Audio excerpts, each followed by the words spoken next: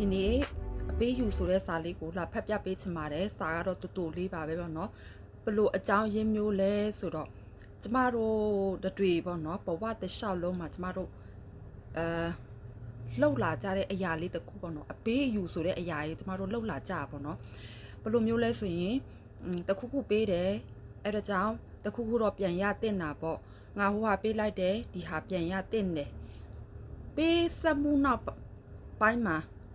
ပေးစမှုရဲ့အနောက်မှာကျမတို့ကရယူလို့မှုကအမြဲတမ်းကပ်ပါတယ်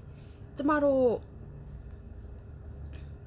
ဘဝတစ်လျှောက်လုံးကျမတို့အချင်းချင်းမှမဟုတ်ပေါ့နော်ကျမတို့ဖျားနဲ့တောင်ကျမတို့အပေးယူတွေလောက်ကြတယ်ပေါ့နော်တတိထားမိမလားတော့မသိဘူးဥပမာကျမတို့ဖျားစွန်းတော်ကတ်တဲ့အခါမှာဆိုရင်ကျမတို့ဘာလောက်တက်လဲဆိုရင်ကျမတို့ငငယ်တော့ဆိုရင်ကျမတို့ကစွန်းတော်ဆိုရင်ဥပုံနေမှာကျမတို့စွန်းကတ်တယ်စွန့်ကပ်ပြီးဆိုရင်ကျမတို့စုတွေတတိတန်းယူကျမတို့တောင်းတယ်ပေါ့နော်စုတောင်းတာအပြစ်တော့မဟုတ်ပါဘူးစုတောင်းလို့တော့ရပါတယ်ဒါပေမဲ့ကျမတို့ရဲ့စုတောင်းတာကဘလို့စိတ်မျိုးလဲဆိုရင်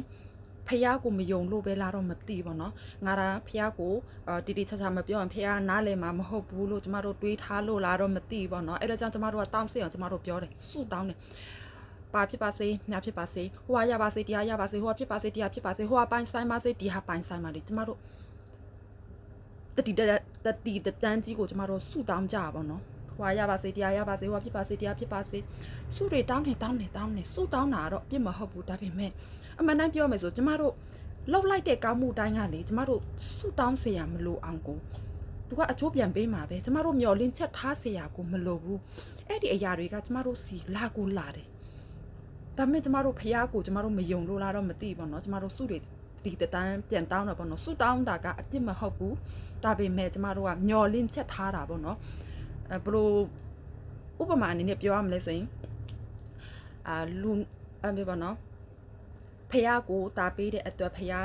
တပည့်တော်ကိုတာပြန်ပေးပါဖះကိုဟာပေးတဲ့အတွက်ဖះဒီဟာပြန်ပေးပါဖះကိုကြံရီကက်လူဘူးစော်တဲ့အတွက်ဘာမလို့ဖះတပည့်တော်ရဲ့အကြံတွေအောင်ပါစေဖះကိုတပြေပန်းကလူဘူးစော်ရတဲ့အကျိုးအားကြောင့်အယရအစင်ပြေပါစေဖះကိုမုံလုံးရိပ်ပေါ်ကလူရတဲ့အကျိုးအားကြောင့်တင်ပေါ်ဒီကလူရတဲ့အကျိုးအားကြောင့်ဘောကျွေးဝပါစေအကြံဉာဏ်တွေပေါ်ပါစေအကောင့်ထဲတွေပေါ်ပါစေပြီးတော့ဩစာတီတွေကလူဘူးစော်ရတဲ့အကျိုးအားကြောင့်ဩစာညောင်းပါစေဆိုပြီးတော့ကျမတို့ကပေးဆက်မှုနောက်ပိုင်းမှာကျမတို့မျောလင်းချက်လေးတွေကျမတို့ထားတယ်ပေါ့နော်မျောလင်းချက်နဲ့ကျမတို့ပေးလူတယ်အယုတ်ဆွဆုံးกว่าရေတောင်မှကျမတို့ကမျောလင်းချက်နဲ့ကိုကက်လူတယ်ပေါ့နော်အဆူတောင်းတာတော့အပြစ်မဟုတ်အပြစ်လို့တော့မပြောပါဘူးဒါပေမဲ့လေငါဟိုဟာဖြစ်ဖို့အတွက်ငါဒီဟာကိုလူမယ်ငါဒီဟာဖြစ်ဖို့အတွက်ဖះကိုငါဖះစီကနေငါဒီဟာပြန်လို့ရလို့တဲ့အတွက်ငါဒီဟာတော့ပေးလိုက်မယ်ကျမတို့အပေးယူလောက်တာနဲ့မတူဘူးလားတကြီးကပြန်စဉ်းစားမယ်ဆိုရင်တကယ်အပေးယူတွေပဲเนาะကျမမနမ်းပြောမယ်ဆိုကျမလည်းညံပုတ်နေတာတော့မဟုတ်ပေါ့နော်ကျမတရားတွေနာပြီးနောက်ပိုင်းမှာကျမစိတ်ပိုင်းဆိုင်ရာတင်တန်းတွေပေါ့နော်တက်ပြီးတဲ့နောက်ပိုင်းမှာဆရာမတွေရဲ့ထောက်ပြမှုကိုပြန်ကြားရတဲ့အချိန်မှာပေါ့နော်တာလေးကဘာဖြစ်ပြောစဉ်းစားစရာလေးတခုတော့ရသွားစီတယ်ပေါ့နော်အဲ့တော့ကြောင့်ကျမကဒီနေ့ကလည်းကျမအဲ့ဒီစာလေးရေးရတဲ့အကြောင်းရင်းကလည်းအဲ့ဟာနဲ့လည်းဆိုင်နေပေါ့နော်ကျမတို့ကဘယ်လိုမျိုးလဲဆိုရင်တရရောက်ကိုကျမတို့တခုခုကူညီလိုက်တာပဲဖြစ်ဖြစ်လက်ဆောင်ပန်နာတွေပေးလိုက်တာပဲဖြစ်ဖြစ်ပေါ့နော်ကျမတို့မျောလင်းချက်တွေအများတန်းထားတယ်ပေါ့နော်ငါနင့်ကိုတာလုတ်ပေးတဲ့အတွက်နင်ငါ့ကိုတာလီတော့လုတ်ပေးတင်တာပေါ့တခါလေးဆိုရင်ဘယ်လောက်တောင်ဖြစ်လဲဆိုရင်လေစေတနာအရင်ပူတဲ့သူတွေပေါ့နော်နင့်ကိုဆိုငါအကောင်းဆုံးပေးချင်တယ်ကွာ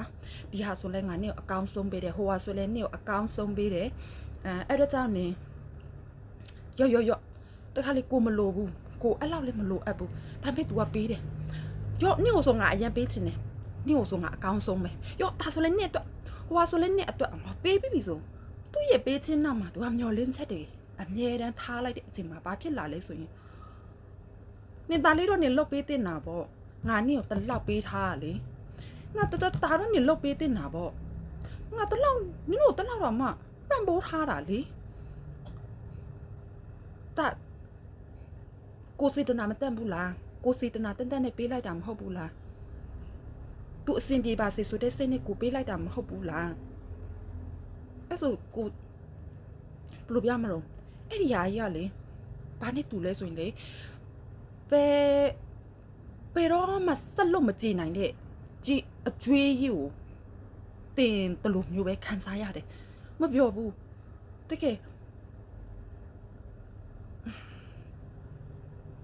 အကျွေးတင်နေဆိုတာလေခံစားလို့လုံးဝမကောင်းကိုအကျွေးကိုတော့ကိုကြည့်အောင်မဆက်နိုင်တော့ကွာသူတို့ကအဲ့ဒီကျေးဇူးနဲ့ထပ်လာပြီးတော့ပြီးလိုက်တဲ့အချိန်မှာတခါလေးဆိုရင်လေ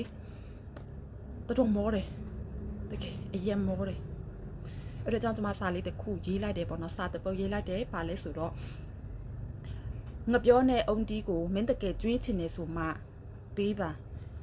အုံပွဲပေးတိုင်းမဆရအောင်ကနှက်မဟုတ်ဘူးစာလေးကတော့တလောက်ပါပဲတငယ်ချင်းတွေရဲ့အမြင်တွေကိုလည်းလာဖလှယ်လို့ရပါတယ်အသွေးညင်ချင်းတူရင်လည်းတိုက်ဆိုင်ရင်လည်းတိုက်ဆိုင်မယ်ကွဲလွဲရင်လည်းကွဲလွဲမယ်အဲ့ဒါကြောင့်ကျွန်မခွန်မလာပြီးတော့ဝင်ရောက်ဆွေးနွေးလို့ရပါတယ်ဒီနေ့ကတော့တလောက်ပါပဲအဆုံးထိကြည့်ရှုပေးတဲ့အတွက်ကျေးဇူးအများကြီးတင်ပါတယ်နောက်ဗီဒီယိုမှာပြန်တွေ့ကြမယ်နော်